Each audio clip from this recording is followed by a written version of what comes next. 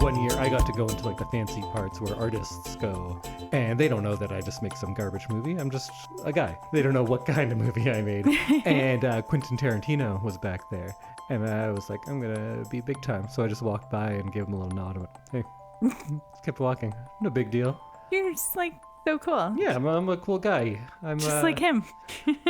But then Zhang Ziyi was back there, and I couldn't talk to her. I was starstruck then. Oh, yeah. She's big time. She's big time. Quentin Tarantino, at the heart of it, is just a nerd. Right. He's living his dream. Yeah. Zhang Ziyi is a star. Yes. Star of screen. But we're not going to talk about the Busan International Film Festival today. Oh, today is actually a very special episode of I Love This, You Should Too. Welcome, everyone. My name is Indy, big time Randhawa. And with me is Samantha, first time festivaler Randhawa. That's me. Lots of music festivals, no movie ones. Yeah, lots of music. My festival of choice is a music festival for sure. So today, I think we might even be coming out on a different day. Yes. Because we're going to push this to come out on Friday because we got in touch with the FascinAsian Film Festival here in Edmonton. Well, actually, they got in touch with me. I know Michelle Trong, who was volunteering for them, and she put me in touch with good old Sue Chow, who I used to work with, but I haven't talked to in a while. And she is one of the co-directors of this film festival. And she asked if we wanted to review something. We got our first screener ever. Yeah. We got to watch It felt something. very big time. Yeah. Watch something before the rest of the public could see it. And we are going to go to the festival this weekend. But before we get there, we can talk a little bit about the festival and the movie that we were fortunate enough to screen, which is called Paper Flowers. And this is not an I Love This, You Should Too. It's a we watched this, will we love it too. Yeah, it doesn't work as well. And will you go see it also? See, that's why we don't do this normally, because it's not a good title. It's a hard one for sure. So first we'll talk a little bit about the FascinAsian Film Festival, and that's Fascin and then Asian, because it is an Asian film festival. It's based in the Prairie region of Canada. That just means that there is a weekend in Winnipeg, a weekend in Calgary, and now our weekend here in Edmonton. Woohoo! And it is celebrating the Asian contributions to film and media, and a lot of local or Canadian Asian filmmakers, but also American. And it's not so specific. It's not like this is only Hong Kong cinema. There are Indian filmmakers, Chinese, and of course a lot of Canadians and Americans that come from the diaspora. What was really cool is I was looking through their events. There's so many like other community events going on. And there's even like things like workshops on stunts. So you can go to a stunt workshop if you want. Oh, that's very cool. Because they're trying to not just like celebrate Asian cinema, but kind of grow it as well. Oh, and because one person did ask, no, you don't have to be Asian to go. You're not just my plus one that they let me in because I'm of Indian descent. You can just come on your own. Yeah, I could just go to all the movies. You're just allowed to do that. I like no barrier to entry. Is there anything that you saw in the festival that you are excited to go see? Yeah, I think the one that stood out to me most was called 7 Beats Per Minute. It's a feature-length film. It's Canadian, and it's about a Chinese freediver who nearly died in 2018 in an attempt to set a new world record. It's kind of about the incident and then her physical and emotional recovery after the accident. Oh, that sounds harrowing. Yeah. I think it sounds really interesting because like you get like some of the training and then like what happened and like what went wrong, and then also coming back from it seems like a really nice way to like wrap up the movie. So I'm excited to see that, I think. What about you? What are you like excited to see? On the Monday, they're having a screening of Big Fight in Little Chinatown, which is a documentary, but then they're pairing that with a panel discussion on Edmonton's Chinatown. Oh, Oh. And that's really exciting. And a lot of the movies are brought to you by the Chinatown Transformation Collaborative. And being here, we live very close to our Chinatown. I specifically spend a lot of time in there because that's where a lot of my noodles are. Yes. I don't go out for dinner a lot. If Sam's out and I'm going to treat myself, I go for noodles alone at like a really cheap shop in Chinatown. And we live there, so I'm driving through it or taking the train through it pretty much every day as well. But I think what I'm most excited to go see is some of the shorts. Yeah. I got my start in short film. Like I made it as a feature film director. I did one feature ever and nobody saw it. There's nothing wrong with that. Oh, there's something wrong with that. That is like by definition a failure of a career. No, but you did it. Yeah, that's true. But I love shorts. It's so freeing because people with a much smaller budget can make a short film. If you have a concept that you couldn't probably stretch out to something feature length, you can still do a short. So you get some really innovative stuff, you get some really imaginative stuff, and you get stuff by people who are not like in the filmmaking system. So they're not necessarily amateurs, but perhaps they're people who are getting going and maybe haven't even made a feature yet and haven't been crushed by the world of feature filmmaking. Yeah. Like a lot of people I know will be. So there's a couple of different shorts collections that are going to screen. And one short in particular is called Takeout. And it is by friends of the show, Oh. Ginger Beef. Ginger beef. So Warren, also known as MSG, directed I think it's just going to be a video for one of their songs. I'm not sure though, because it's just listed as, it's under 6 minutes. So it could just be the length of one of their songs and then a video to it. But I saw them kind of posting stuff on their Instagram about it and how it was at the Calgary FascinAsian Festival. So I'm going to see if I can go check that out. That's on Saturday, May 10th. They are doing a bunch of shorts, usually runs around 2 hours or so, but that is the one that I'm looking forward to. Look, we have friends of the show who have made kind of multiple appearances. Oh, I love when things like circle back to other things that we've done. Yeah. I would be interested to see this one. I think it would be really interesting because we know their music and now to see like a film done. We know them and we love them. We know them and we love them. Hi, friends. But if you want to see anything at the festival, things start at 1 p.m. on Friday, which is today if you listen to this right when it came out. Yes. And runs through to Monday evening. And then they have something special the next week as well. But 95% of the stuff is all this weekend. So go check out their website. We'll put a link in the show notes as well. But what we are going to spend most of this episode talking about is the feature film Paper Flowers. Yes. Also sometimes released under the title Losing to Win, which is an objectively worse title. Yeah. Paper Flowers is a good title especially when you watch the movie and you see the significance throughout. That's better. I wonder if there was something else called Paper Flowers in one of the places where they released it and they called it that. But yeah, I'd be interested to know why, but I enjoyed it. Paper Flowers? Yeah. Oh, okay. Well, let's get into it. And today we're going to do things a little differently because usually we really analyze things and we take a full hour. We're not going to do that today because this is a movie very few people have seen because we got the advanced screener. So we are going to review it, but we aren't going to give spoilers. So that will mean we will not analyze quite as in-depth as we often do.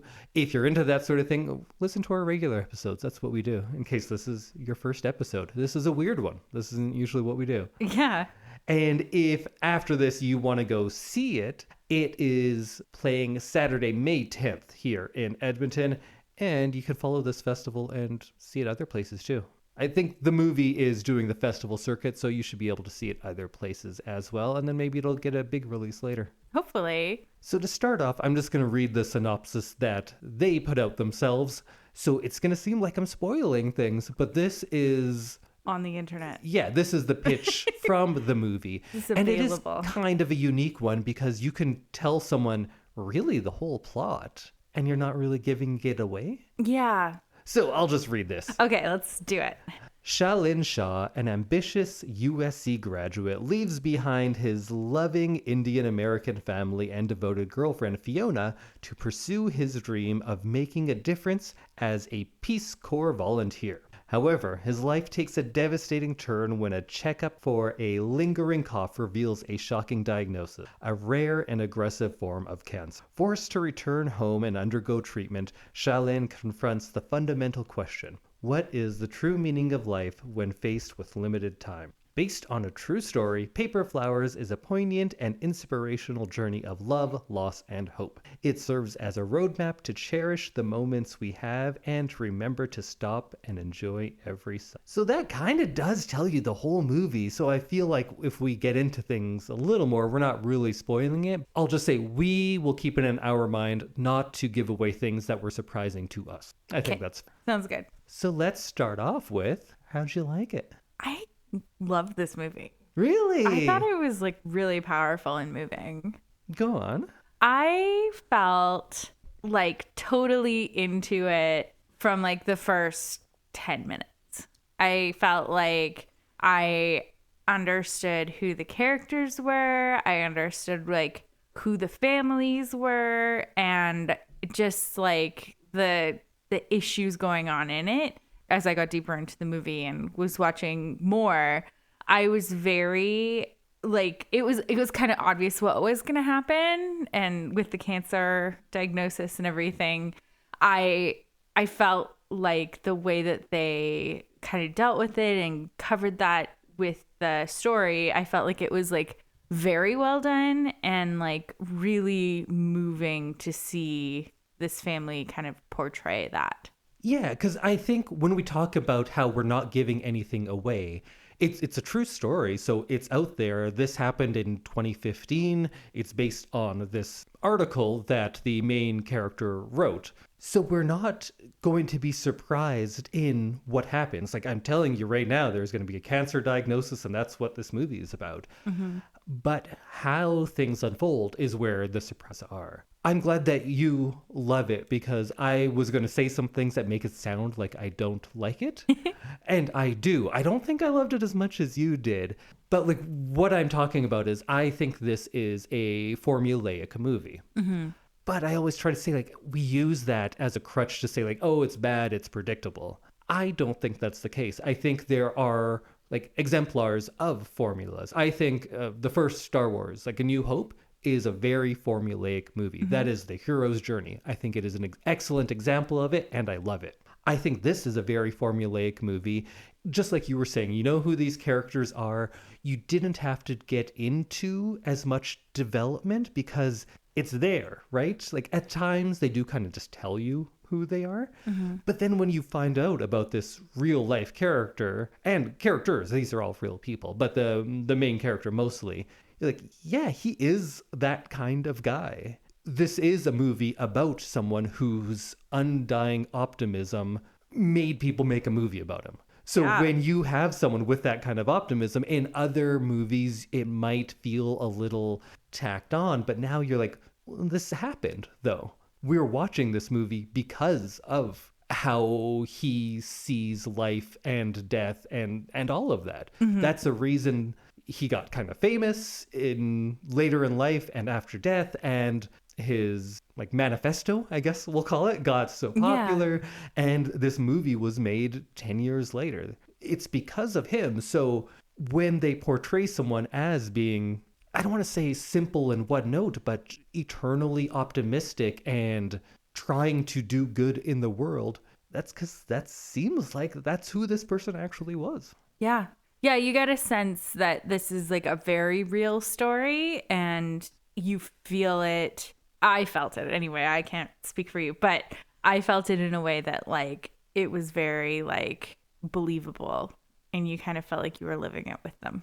I will agree with that for sure. It was completely in earnest. Mm-hmm. And I think that comes from the character, right? That character, that man, he was not just a character, he's an actual person.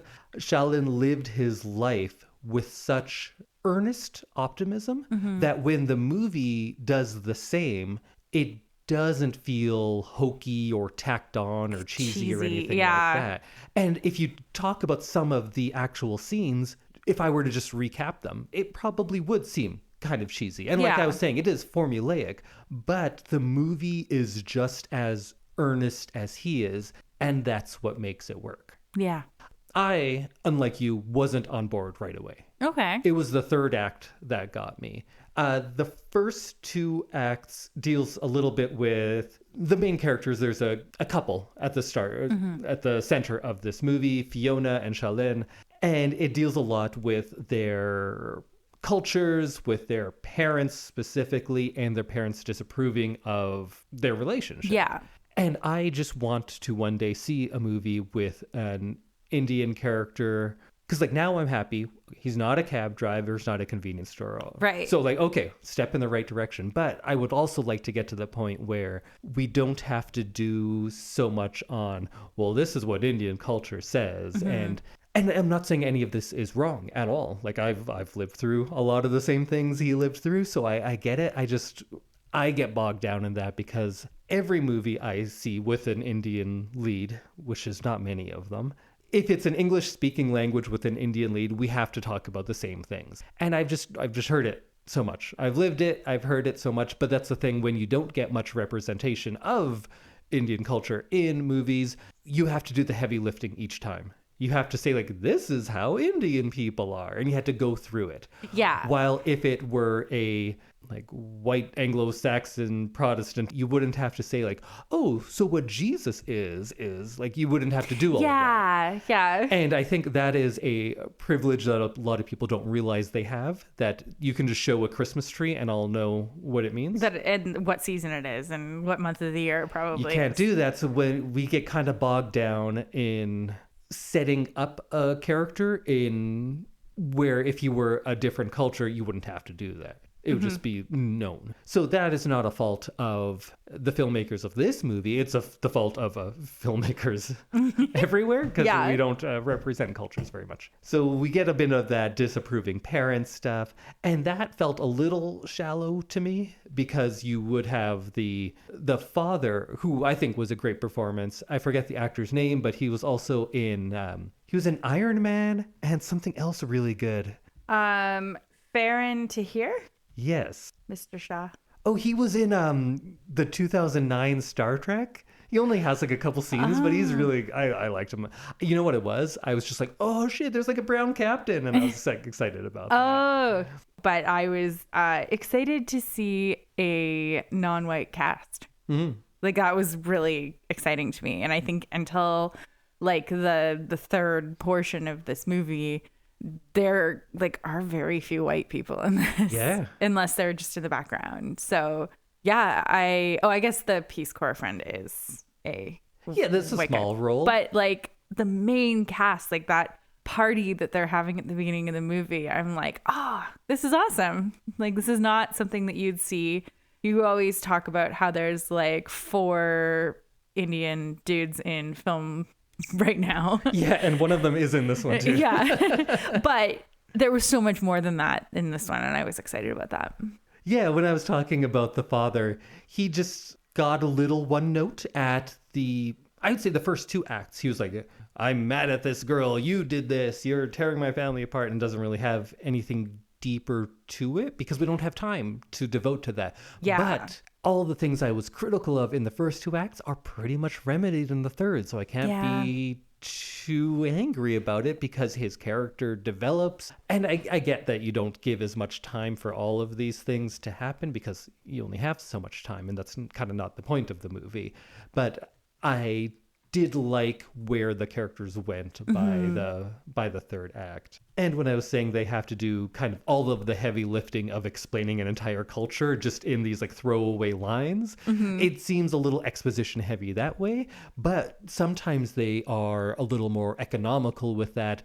There's a line he says about how we bring a village everywhere we go, and it's when he was in the hospital and all of the families all start coming out. That was something that, coming from that kind of family, is like, that's it. That is one of the things that we don't see as often in movies. Yeah, I think maybe because I'm not as familiar with that culture as you are, I didn't find it super exposition heavy. It felt like it had a good flow for the description and everything of what was going on. I don't think there was a lot of over-explaining. I think I'm just sick of there's only a few different character traits that Indian people are allowed to have in movies, and they use some of them here. Yeah, okay. I get that. But they were also branching out from that, and that becomes, you become more aware of that as things go. Yeah. Because I think when this film is at its best is when it starts breaking away from the formula. And I am saying that the formulaic stuff in this is well done and pretty good. But when it breaks from the formula a little bit in the third act, that's, I think, where it's at its best. Yeah, I'd agree. I enjoyed the casting in this. I thought that it was funny to see Abby's brother as the doctor. Oh, yeah. Because after knowing him in ER, I would not trust him as a doctor. I found him he was the least believable character, I think. Tom Everett Scott, for whatever reason, doesn't have a huge career. We talk about him a lot on this podcast. We do. If you'd listen to our awards show, he came up once in there. Which performances did you really like in this one? I thought Shalin was really good. I liked the mom, Mrs. Shaw, was really great. And I also really liked the best friend, Milan? I think Milan. Yeah, that's Karan Soni, who most people know from like Deadpool movies, right, but has done quite a bit of stuff and gets to actually just do his normal accent. Doesn't have to. I like him a lot, but he always mostly plays a cab driver with an accent. Oh. But he's very good. He's very good. I thought he was really nice. I liked him a lot. This movie. Yeah, I really enjoyed that. So I got a TikTok because I'm chronically on TikTok. He is in a movie with some people who do musical theater that I follow. And he's in a movie about being Indian and gay. And I was trying to look at like who was like in this movie with him, this like Paper Flowers. And I couldn't actually see who it was. But I was like, what if they were like tied? Like, what if these two movies were tied together? But I couldn't find any connections. So I thought that was kind of funny that the thing that I had learned about earlier in the day actually ended up being in the movie that we were watching that has nothing to do with the movie that I learned about. I think my favorite performance in this movie was Olivia Liang as Fiona. Yeah, she was great. She was fantastic. I've never seen her in anything before. I hope she has a big career after this. She was very good. Yeah. She has to do quite a bit of emotional work in this movie. Mm-hmm. It's not the most lighthearted performance. She has to do some stuff, and she was good at it. In a lot of smaller budget independent movies, there will be a few roles where you're like, oh, they didn't get like the best person there. And you can see that was not an issue here. And the characters that I had never seen in anything before, I thought they were some of the best ones. I thought she was really good. Fiona was such a real performance. Mm-hmm. You really believed that she was going through this. And I felt like another choice for this might have played it a little too like acting upset, acting sad. Like it felt very believable. I get what you're saying, because like I was saying, she has to do a lot of big emotions. Oh yeah. And she doesn't go too big. No, it just feels like the right amount. Some of the most traumatic things are happening to her or around her, and that is a chance for someone to like drop to their knees and shake their fist to the sky, and she finds the right levels. It's how a human would react in these situations. Yeah, because they're not normal situations. It's not like when you have people who've been acting for 20 years and they forget what being like a normal human is like. Yeah. It's like, oh, why? And like all of these like big, crazy gestures and flailing. And it feels like someone who just found out that their boyfriend has incurable cancer. Like it's just perfect how it is. Yeah, she was very good. I can't wait to see more from her in her very young, I assume, career. You know what? She might have been like a child actor and I just don't even know about it. But I've never seen her in anything before. She was good. And I think some of the best stuff was the two of them together. The love story in this is solid. Yeah. That's very good. They had good chemistry. I liked them together. When I was thinking about that, I was like, do they have good chemistry? And then in the end, I just came to like, this seems like a real world couple. Yeah. So I guess that means it seems like they've been dating for 6 years. I believe it. Yeah. They seem like comfortable with each other. They seem like, you know, they understand each other's like points of view. They know how to like move through the world with each other. And again, in the first half of the movie, I did not feel that way. It felt a little acty to me on his side mostly. But that third act came around and everybody really upped their game. So yeah. I don't really have those criticisms lingering. And when I keep talking about how I like how things develop, without giving things away, very early on, you have Theo of like his kind of diary entries. Mm-hmm. And you get this like wide-eyed, philosophizing university student who I found like a little insufferable because I think he kind of reminded me of myself.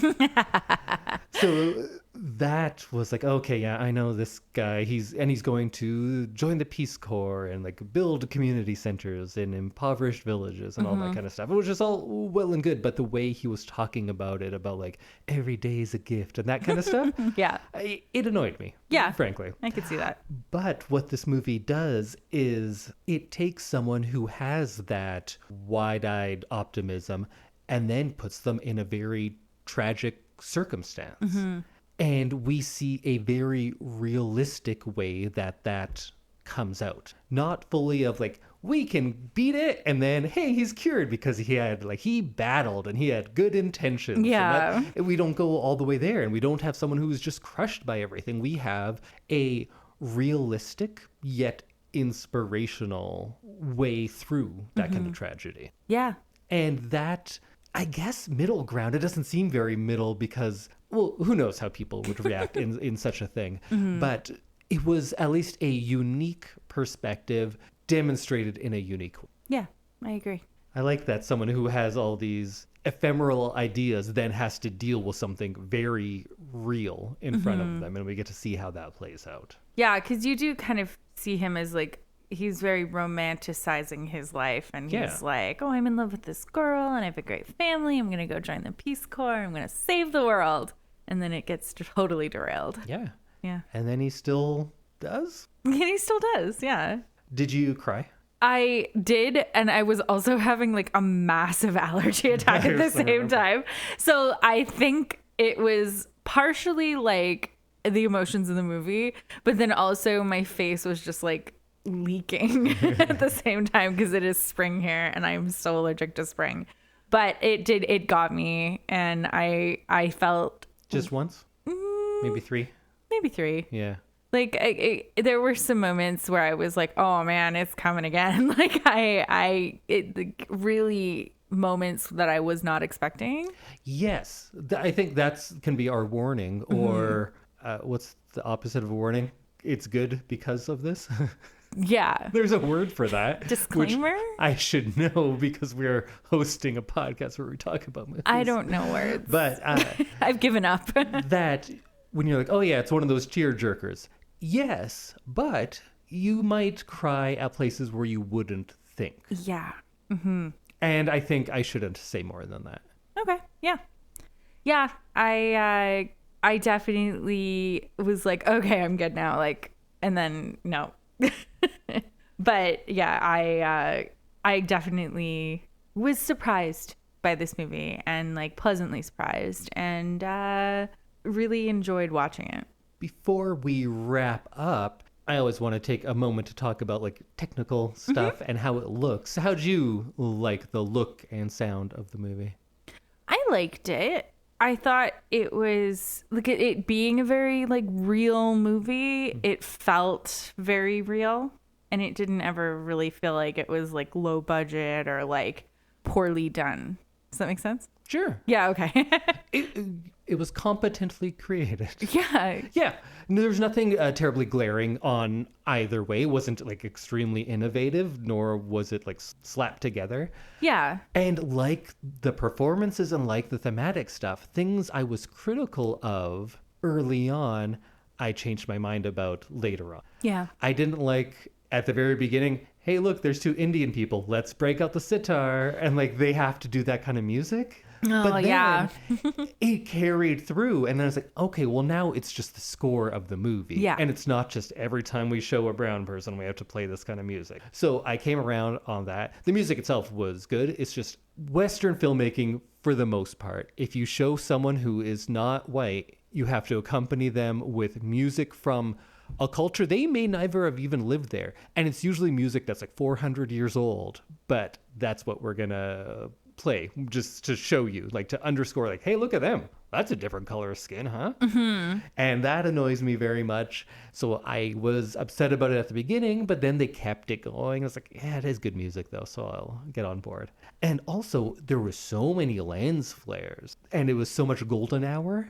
Yes. But then you watch the movie and you're like, oh, sunsets were the point of this whole movie. It feels like, what's it called when it's like out of focus dots? Bokeh?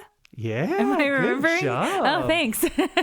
There was a lot of that, but like you said, it is a very golden hour movie because we're waiting for sunset, and like you're constantly talking about sunset. And so it's thematically important. When I thought at the is. beginning it was the cinematographer just trying to do too much. And it's also a love story. And I feel like that soft focus, it feels like a love story in that sense, because you do get those soft moments and you get the bokeh. I'm just going to use that word a lot because I know it.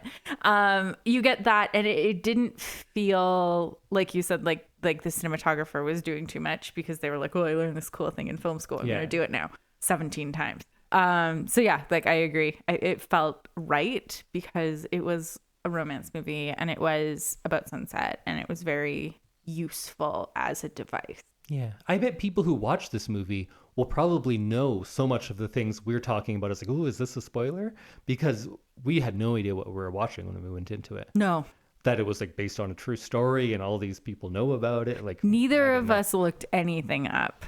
No, we just watched it. Yeah. Sue sent me a link. We watched it and it was good. Yeah. So in the end, I think I liked it much less than you, but I liked it. Right. And I think it was good. Do you have any final thoughts? I think this is a great movie if you're looking for something heartwarming, something romantic, something like uplifting while also being devastating. Mm-hmm. And I think that this movie kind of has something for everybody. Yeah. There's a little Walk to Remember. There's a little The Big Sick. Uh-huh. There's a little, what's it called? The Fault in Our Stars? Yes. If you like those types of things, I think this is a good movie for you. Overall, like I said, I liked it. I didn't love it like you did, but I liked it and I appreciate it. And you might think that this movie really sugarcoats a lot of the harsh realities. And I felt that way initially, but I don't think the movie is sugarcoating things. I think that man is sugarcoating things. And we use sugarcoat as like a bad thing. Like, oh, you're just making something more palatable. But like, isn't that a good thing to do? Yeah. He is very much sugarcoating this tragedy. He's making the best out of things. So I don't think the sugarcoating's a problem. And I think that was me having to realize it. Same as that. I was like, well, this movie is very formulaic. Why is that bad if it is doing the formula well? Mm-hmm. I think it's doing the formula well. I think it's sugarcoating things in the best way possible. Go watch it. I'm sure you will like it. Whoever you are, chances are you'll like it more than I will. Yeah. Than I did. And I liked it. I think this movie, a lot of people would enjoy. This is a movie I think I should show my mom. She would love this movie. Oh, I'm sure your mom would love this movie. Your mom would probably love this movie. Yeah, I was thinking about that. Bet Kim, friend of the show, Kim would love this movie. But yeah, I definitely think that there's a vast demographic of people who would very much enjoy this movie, and I would like more people to see it. Yeah. This is one that I'm like, oh, it didn't get a huge theatrical release, so... Not yet. That's what you do this for. You do the festival circuit. Oh. And then maybe a distributor picks it up, and then you get your big release. And then you're famous. Perhaps. I mean, some of these people are already famous, but... Yeah, a lot of them are. It's an independent film, but there's a lot of, not big names, but there's like a lot of established names in it. Okay, yeah. Well, if you are listening to this in time, you can go see it Saturday, May 10th at 2 p.m. in the FascinAsian Film Festival here in Edmonton. And it is traveling around, so it's done, I think, quite a few festivals already. And Yes. it's going to be doing more. So check it out where you can. And if you can't make that, come see something else at the FascinAsian Film Festival. Yeah, absolutely. And thanks for having us Film do festival? this and bringing us out to see something. We this love weekend. film festivals, so let's do more. This is your first one, but you love them. I love them. Haven't been to it yet, but you love them. Yeah. They are fun. I remember getting so much free vitamin water at the Busan one. See, I enjoy that life. Free The stuff. free stuff life? Yeah. Yeah. I live that life. Should we tell people when it's playing? Yeah. Well, I did Oh, did you already? Okay. twice. Okay. One being about a minute ago. I know. Oh, sorry. There's a lot of things going on around here at this table where you sit a few feet across I'm looking sorry. right at me. But yes, it is still this Saturday, May 10th at 2 p.m. And it's at City Center. Yeah. And I love if you're in City Center. Edmonton, you know what that means. Yeah. We said we were doing a rebroadcast this week, but of course we had all this fun stuff with FascinAsian. So our rebroadcast is going to be next week. And you know what we're doing for it? What are we doing? Save the Last Dance. Yes. Because last week we covered Friday. Right. And it was more movies about Sam learns about black people. Yeah. And the Save the Last Dance was an interesting learning experience. Yeah. What a weird movie. What a weird movie. I'm remembering. But that was a fun episode. So that's next week, and then we will come back with some new stuff. Okay. Actually, I think I have a bunch of Asian representation in my next thing of the week. That fits in here, but you know what? The festival's already going to be done by then. No, there's always next year. Yeah, I hope so. It's a small festival. Go support it. Yeah. We need things like this. Not just for the sake of diversity, but for the sake of the arts in Edmonton. Edmonton, you're supposed to be a big arts town. Let's show everyone that we are. Yeah. Let's go do that. All right. Bye, everybody. Bye.